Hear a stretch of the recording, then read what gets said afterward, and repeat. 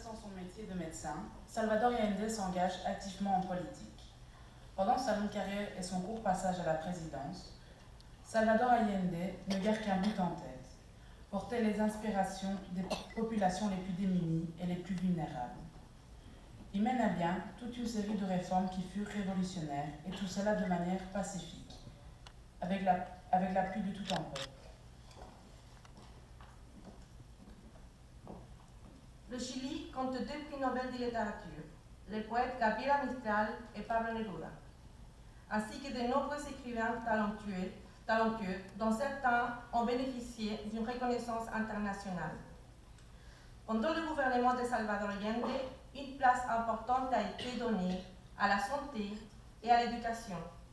La littérature prit une place privilégiée dans la vie politique, sociale et culturelle. À la suite du coup d'État, les militaires entreprennent des raids où ils récupèrent et brûlent des quantités de livres. Pas seulement des livres concernant la littérature marxiste, mais également tous les livres qui avaient attrait à la littérature, la philosophie, la sociologie, ainsi que des journaux et des magazines. Nous donnons la parole à Jorge Marasich, professeur à l'Institut des Hautes Écoles de Communication Sociale à Bruxelles. Il est également collaborateur régulier du Monde diplomatique dans son édition chilienne.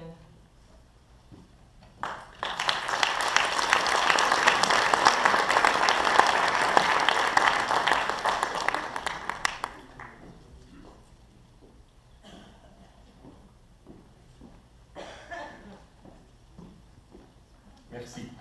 J'essaye la télécommande. Sinon, je vais demander là-bas. Non.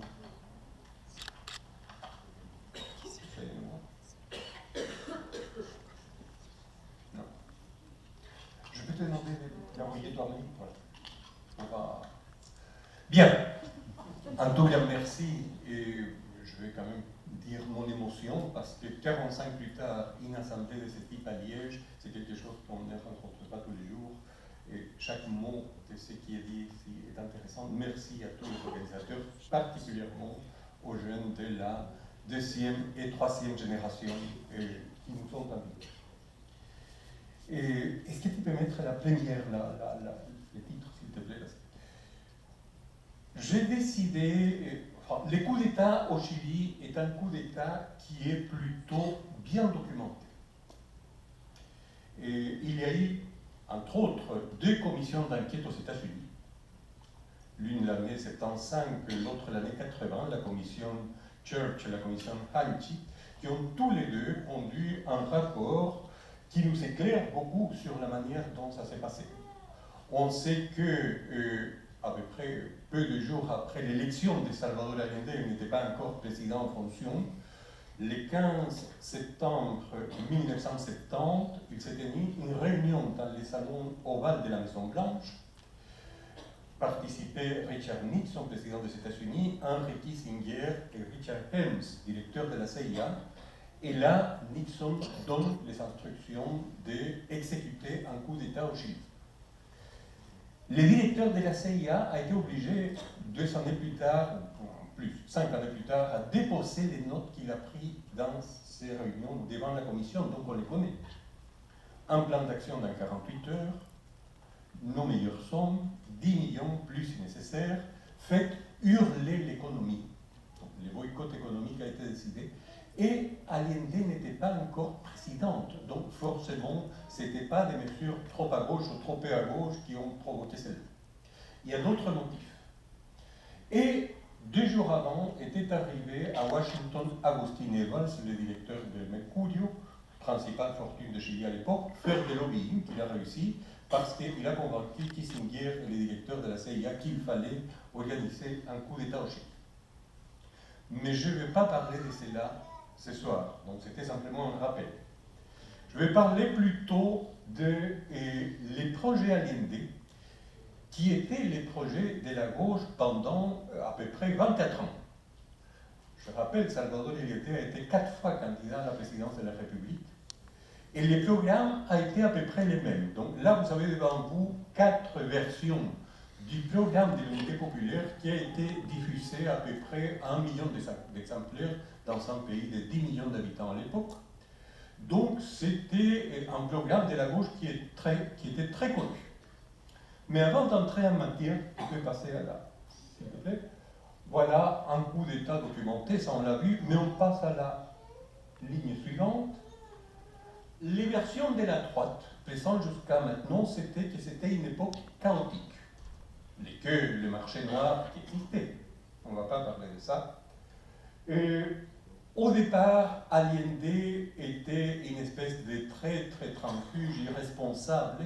Cette version aujourd'hui, elle a changé et il devient un homme honnête, mais c'était un rêveur. C'était quelqu'un qui n'avait pas les pieds sur la terre. Ça, c'est la version actuelle, qu'on rencontre dans les films, dans des livres de droite, dans des romans aussi. Alors, la version de son gouvernement, qui passe à la ligne suivante, il y a par exemple l'ancien président de Chili, Ricardo Lagos, il a été président de 2000 à 2006, et justement en 2000, le journal El Mercurio a commémoré son centenaire et il a été invité par Agustín Edwards, le même qui a fait lobbying à Washington en 1970. Et il a dit à cette occasion, que s'est-il passé sous le gouvernement Allende? Nous sommes tous responsables de ce qui est arrivé. Nous sommes tous responsables. Donc ce n'était pas la CIA, ce n'était pas le boycott, tout le monde a la même responsabilité. La crise de 1973 est la tragédie de la désunion. Et Michelle Bachelet ne dit pas autre chose. Une fois qu'elle a été un peu confrontée à un historien, c'était qu'il a dit qu'elle était un produit marketing, et elle a répondu un peu fâchée, en lui reprochant l'intolérance, l'arrogance, la disqualification nous a menés à ce qui nous a menés. Donc en fait, il y a une ligne de pensée qui n'est pas seulement à droite en disant les fautes sont partagées. Nous sommes tous responsables et les responsabilités sont à peu près les mêmes. Et alors, il y a des dizaines, un collègue, Franck Godichon, en français, qui a répertorié tous les livres qu'il y a sur l'unité populaire. Il y a 60 à 70 livres sur Salvador Allende, mais dans la plupart, c'est des témoignages. Mon voisin, mon ami, j'étais le secrétaire, enfin, c'est des livres de ce type, intéressants parfois, mais il s'agit souvent des portraits psychologiques. Même chose pour les films. D'ailleurs, on a beaucoup de choses à dire sur le film, mais il y a très peu de travaux sur l'œuvre du gouvernement Allende, son projet, son programme et ses réalisations, et je pense qu'il est temps de mettre en avant celle-là. Alors, il y a un deuxième argument qui est la vision des victimes de la dictature. Donc, les premières années, la dictature niait les crimes en disant c'est des mensonges de Radio Moscou, c'est pas vrai, il est disparu, en fait, en réalité, il est parti avec une autre. Ils l'ont dit assez souvent d'ailleurs. Donc, mais quelques années plus tard, encore sous la dictature d'ailleurs, en 78, il accepte, oui, il y a eu des torts de part et d'autre. Donc, c'était la théorie aussi de l'égalité. En fait, tout le monde a commis des erreurs, et donc, quelque part, ces erreurs s'annulent. C'est la théorie défendue par les militaires jusqu'alors.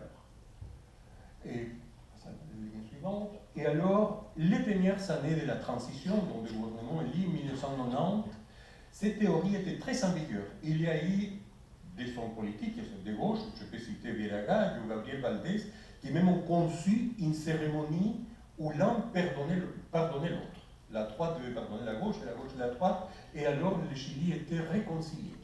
Cette cérémonie n'a pas eu lieu, mais il a été conçu, et il figure dans les plans. Oui. Et l'arrestation de Pinochet à Londres a changé les choses, parce que pour la première fois, il commence à y avoir des procès. Vous savez que le seul procès qui existait avant, en 1998, a été imposé par les États-Unis. On voit le rapport des choses.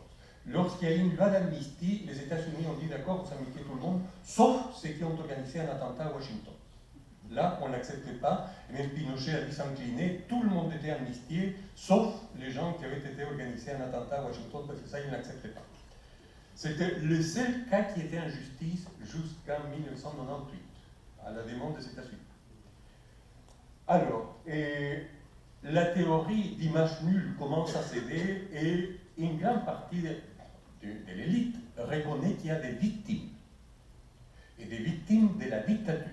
Je dirais, c'est la pensée largement majoritaire aujourd'hui.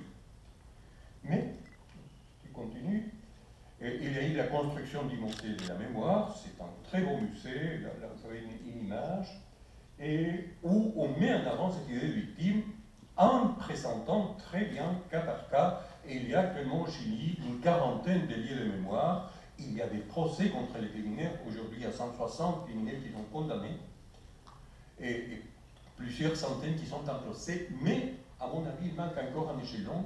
Les victimes n'étaient pas que des victimes. C'était des militants qui portaient un projet politique. Et ces projets politiques, jusqu'à présent, il est passé sous silence. C'est ce qu'on va essayer de présenter ici. Alors, on passe tout de suite. Qu'est-ce qui a fait les gouvernements Allende? Si on devait faire une synthèse, je dirais en gros 3 grandes choses, bien qu'il y a plus que 3. La réforme agraire, la constitution d'un secteur social de l'économie et la nationalisation du cuivre. Alors, la réforme agraire, en réalité, la loi a été votée par le gouvernement d'avant, le gouvernement de Frey. Il a exproprié 1400 grands domaines. Quand on parle de grands domaines, c'est plusieurs centaines d'hectares, et en total 3,6 millions d'hectares. Tandis que le gouvernement Allende a exproprié 4399 grands domaines et presque 6 millions d'hectares. Donc, après ça, au Chili, ces grands domaines qui étaient quelque chose de médiéval, donc où l'argent ne circulait presque pas, et ont cessé d'exister et l'agriculture a pu se moderniser.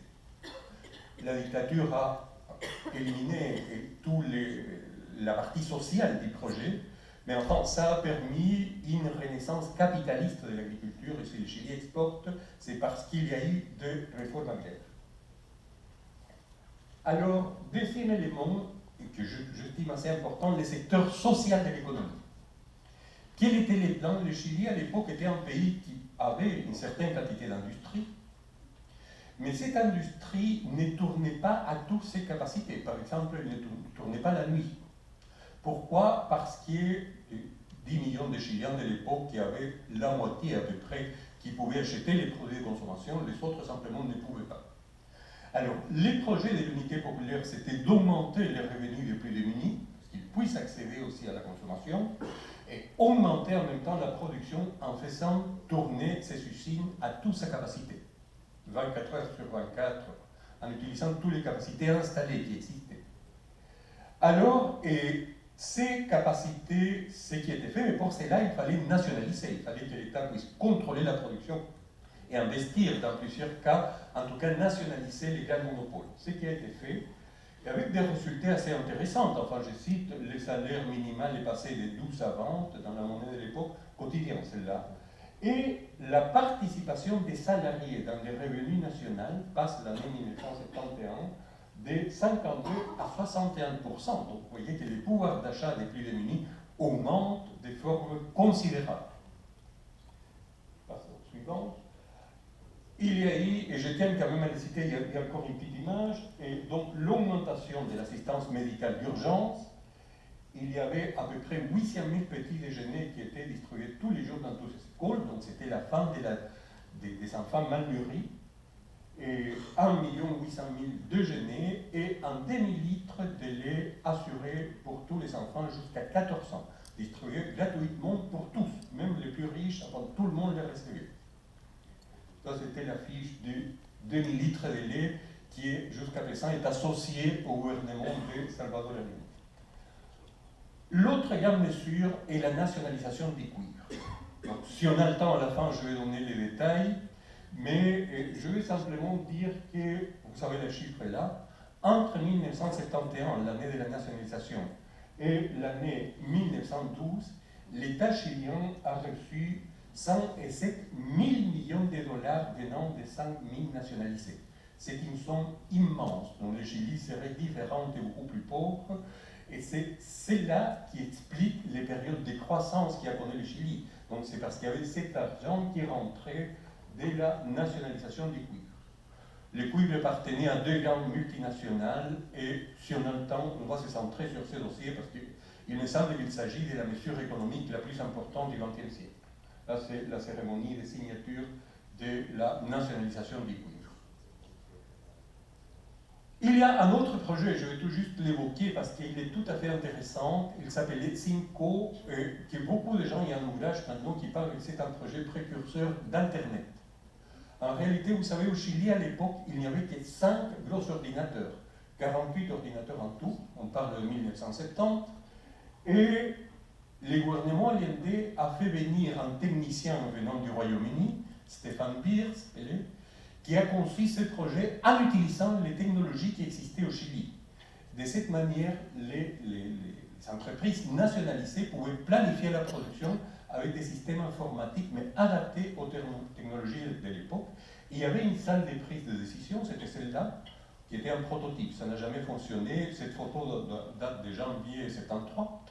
Et donc, une salle de prise de décision où les secteurs nationalisés devaient prendre des décisions économiques, mais aussi qui seraient partagées par des syndicats, organisations sociales, etc. Donc, il y avait beaucoup de projets avant-coureurs. Par exemple, il y a eu un projet d'utiliser les télévisions de l'époque pour faire des référendums, parce qu'il y avait un système pour communiquer, tout cela était à l'étude. Donc, c'était très avant-coureur sur le plan scientifique. Alors, sur les plans de relations internationales, si vous voulez, jusqu'à 1970, le Chili était un pays aligné, en signe de ce bloc de la guerre froide.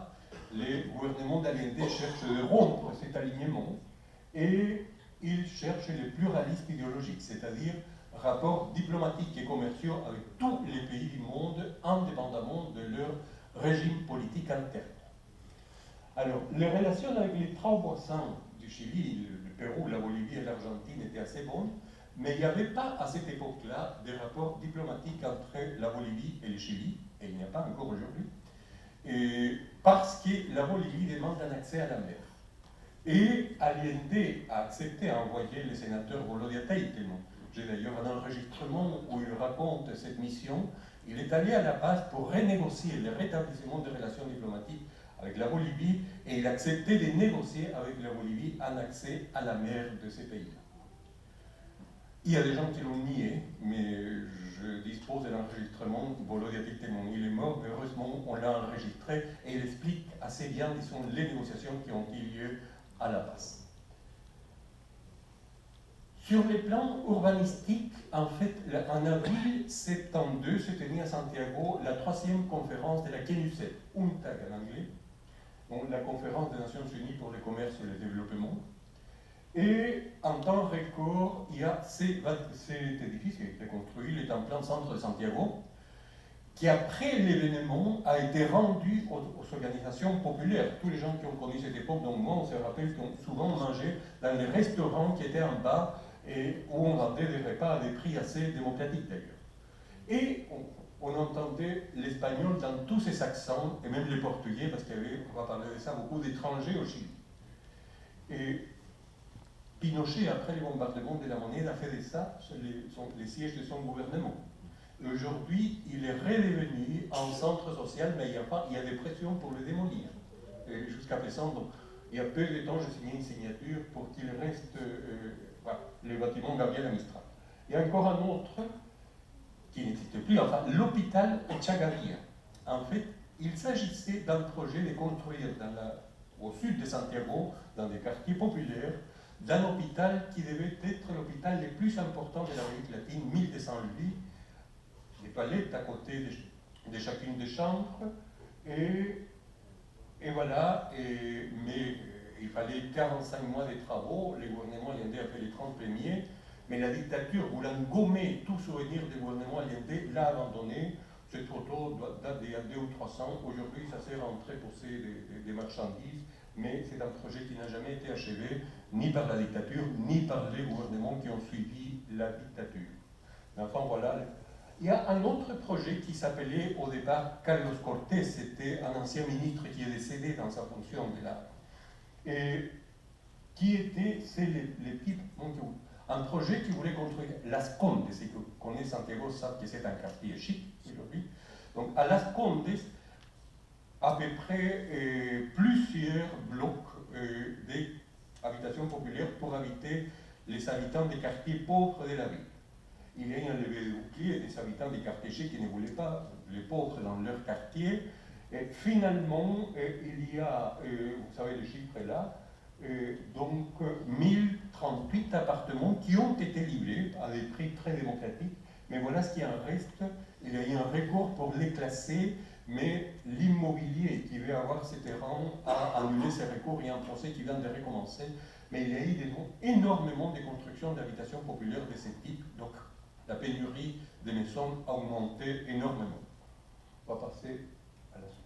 Le Chili, de l'époque, a été aussi un pays, une terre d'asile.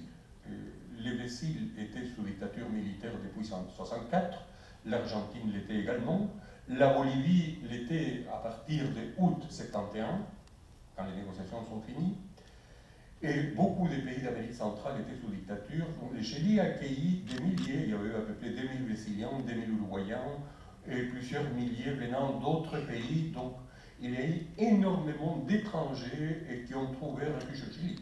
Il y avait aussi des étrangers qui n'étaient pas des exilés, mais qui étaient des curieux, je veux dire, dans les bons sens du terme, ont été voir cette expérience sociale intéressante. Là, c'est l'image où il y avait beaucoup d'étrangers, des funérailles d'un militant brésilien qui a été tué avant le coup d'État par un groupe d'extrême droite, dont Milton da Silva. Voilà, une grande partie des étrangers qui étaient là à l'époque. Il y a eu aussi une véritable explosion culturelle, et de tout le monde, de toute la société comprise. Et donc un engouement, je dis là, pour la lecture, le cinéma, les théâtres, la musique. Et il y a 3 films qui ont été tournés sur le gouvernement d'Allende, je pourrais vous présenter la liste. Et il y a tous les styles que vous connaissez là, la nouvelle chanson, donc Pigima, Niki Lapagnon, Violeta Parra, qui était là. Et je tiens à souligner l'existence de la maison d'édition Kimantu, où le gouvernement en fait a acheté une maison d'édition qui était en difficulté et en a fait la maison d'édition publique, et il a décidé de faire des tirages de toutes sortes de livres. Il y avait les classiques de Jacques London, les classiques chiliens bien sûr, des cahiers d'éducation, dans des tirages qui étaient de 50 000 exemplaires. Aujourd'hui, au Chili, quand on dépasse les 1000 exemplaires, je connais un peu, c'est déjà un succès. Quand un livre dépasse. Là, 50 000 exemplaires, c'était courant.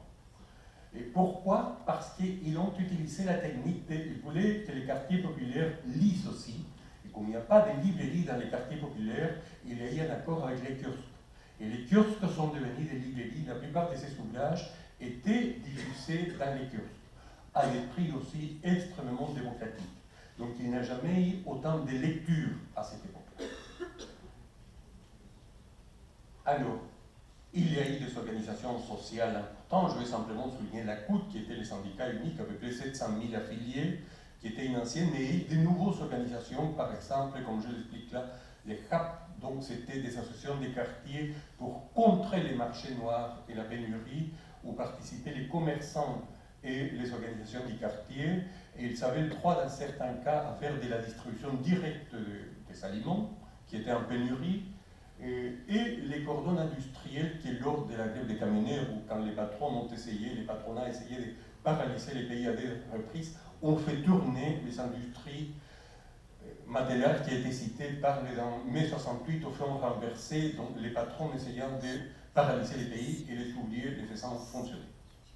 Et c'était ces cordons industriels qui l'ont fait fonctionner.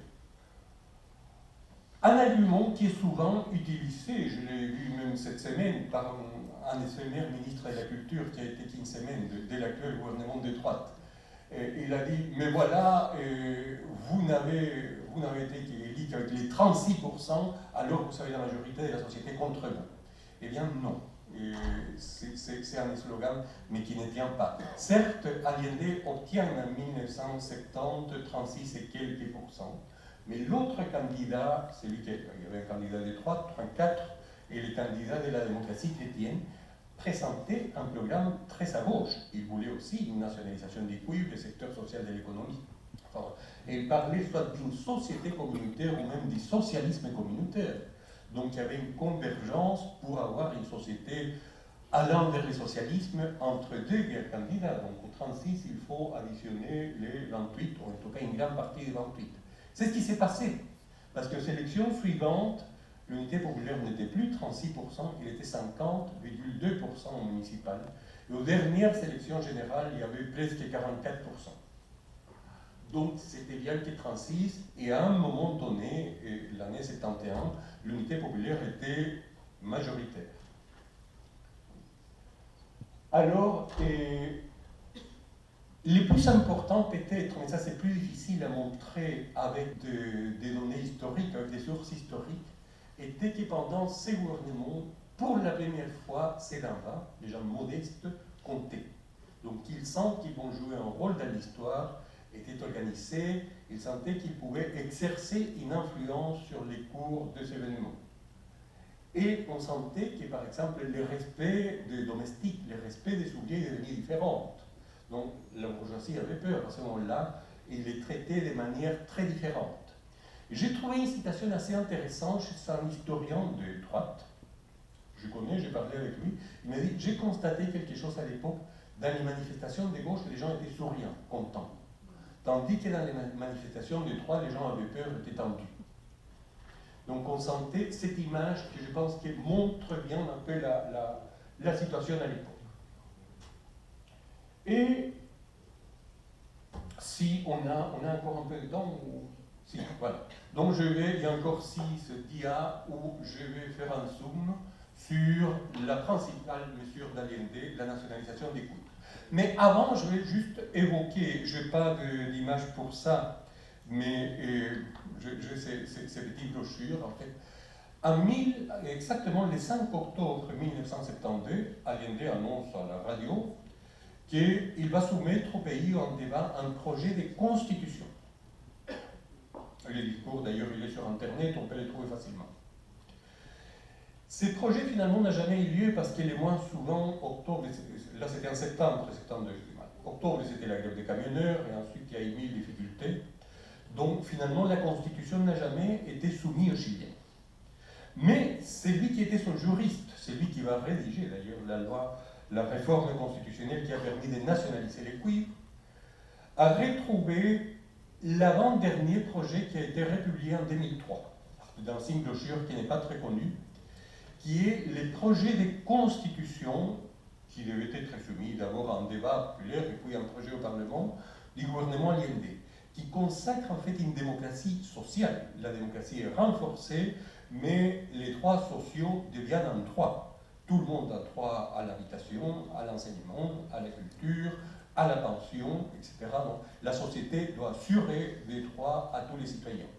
Je pense que c'est un document extrêmement important parce que ça montre ce qui était un projet de socialisme démocratique qui peut, je pense, exercer une influence sur des expériences sociales au XXIe siècle. Passons maintenant à la nationalisation du cuivre en allant plus en détail. Fin XIXe siècle, le Chili produisait déjà une partie significative de la production mondiale du cuivre, mais l'oligarchie chilienne n'avait pas les moyens, ni l'envie, ni la tradition du travail pour le faire elle-même. Donc finalement, ils vendent des concessions à des sociétés nord-américaines.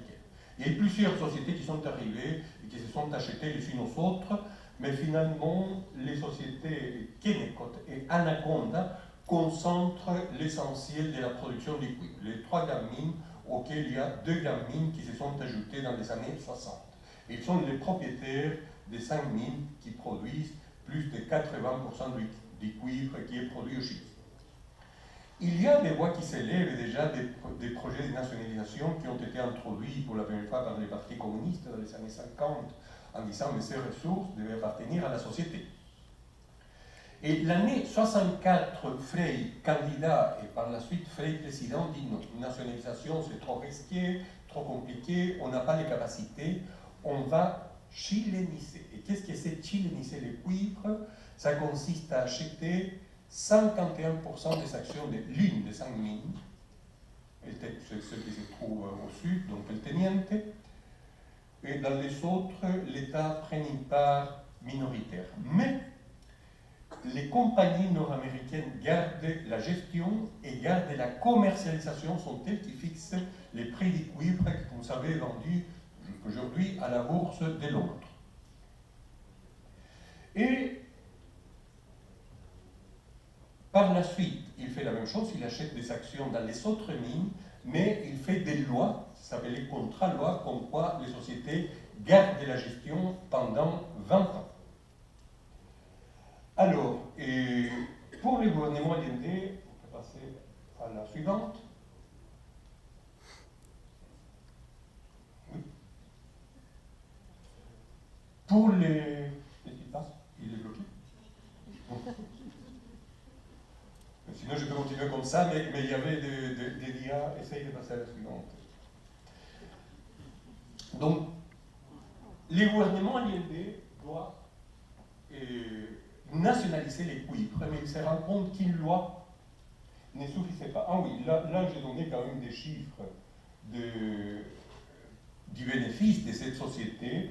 Donc, de 60 à 64, quand les cuivres, elles étaient propriétaires de toutes les actions, ils ont un bénéfice de 213 millions de dollars.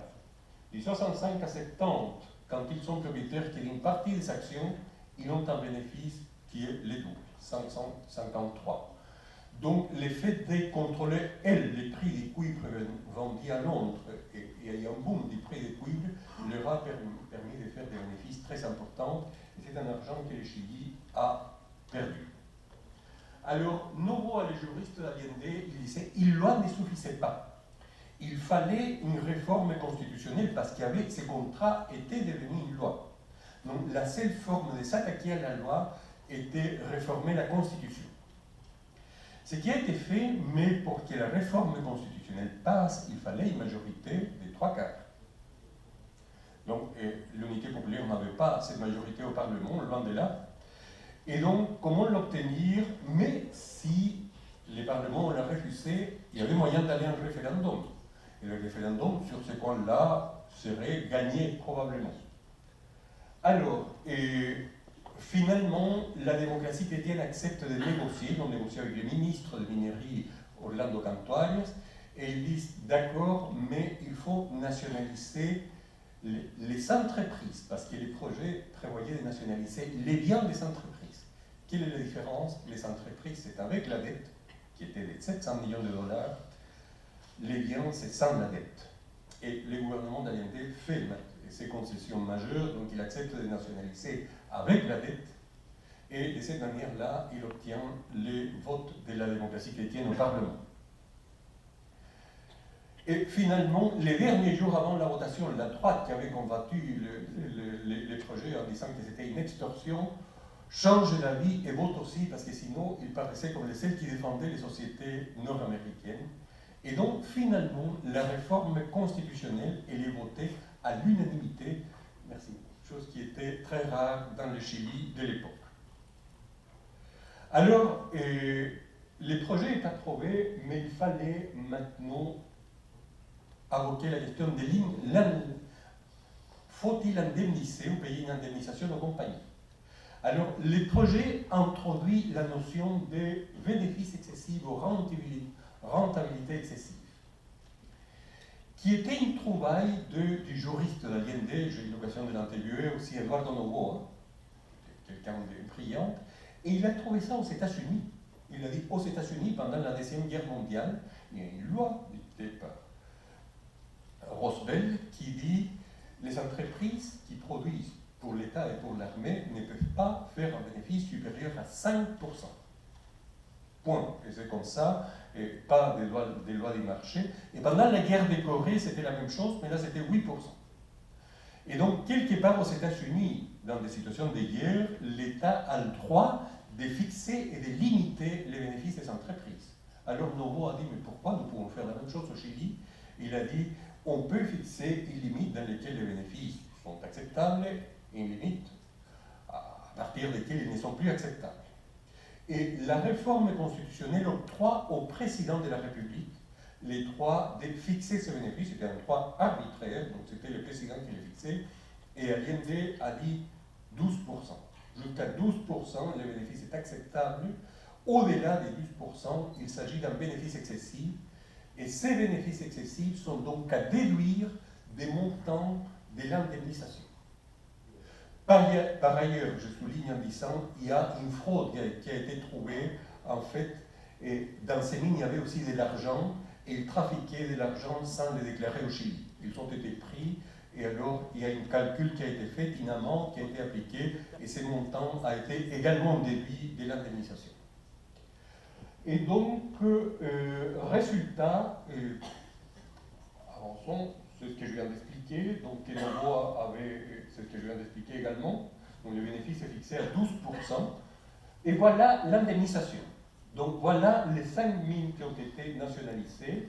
Pour la plus grande, qui était Chuquicamata, donc la valeur était de 242 millions de dollars, les bénéfices excessifs de 318 millions de dollars, et ils ont gagné beaucoup d'argent, donc il était en négatif.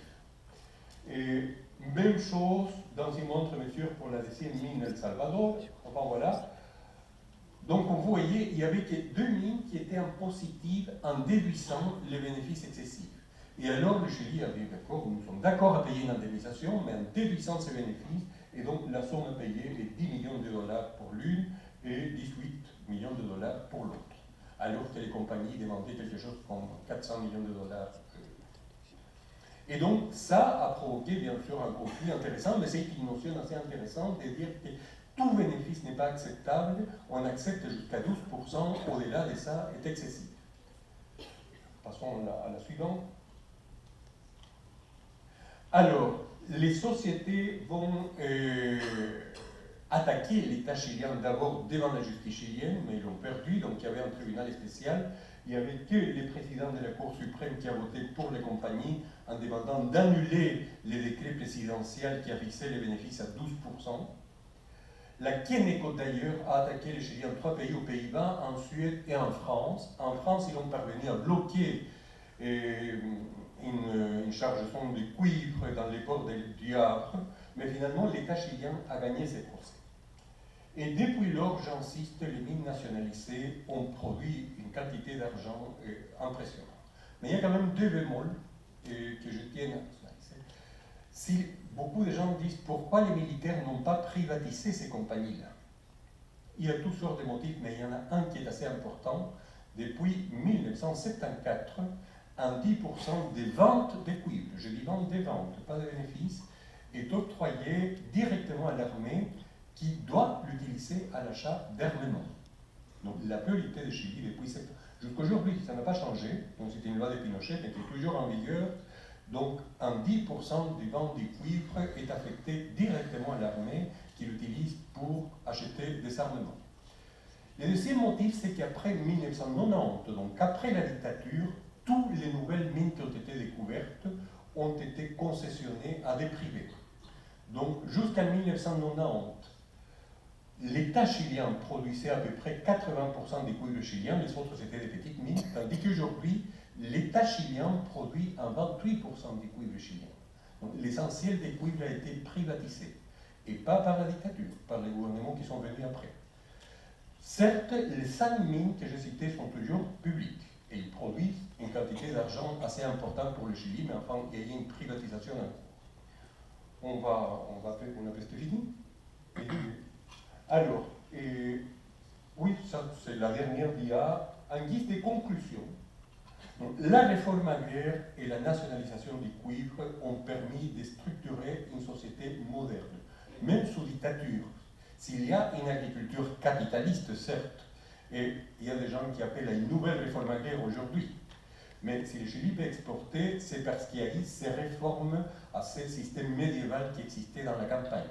Et si l'État dispose d'un peu d'argent pour quelques politiques sociales, de temps en temps, c'est grâce à la nationalisation du cuivre.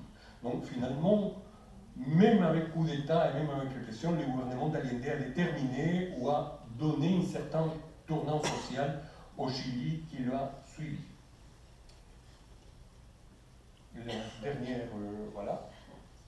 L'idée de surmonter les problèmes économiques en augmentant les revenus des plus démunis et en augmentant en même temps la production, en encourageant la production industrielle, me semble aussi une idée assez bonne. Il y a d'autres pays qui essayent de le faire, et c'est la seule manière d'essayer d'augmenter la richesse réelle d'un pays, faire participer dans la consommation dans les marchés les plus démunis. Et finalement, les personnes les plus modestes ont vécu sous les gouvernements populaires en 30 ans. Il était court, 3 ans, et même la dernière année, il y avait des difficultés avec des marchés noirs. Mais enfin, c'est un 30 ans que je pense inoubliable. Et il y a une mémoire qui est reinée. Je pense que c'était un succès, cette expérience de socialisme démocratique au XXe siècle. J'espère qu'elle pourra encourager, elle pourra inspirer des nouvelles expériences socialistes au XXIe siècle. Mais je pense qu'il faut tenir compte de cette expérience unique. Voilà ce que je voulais dire.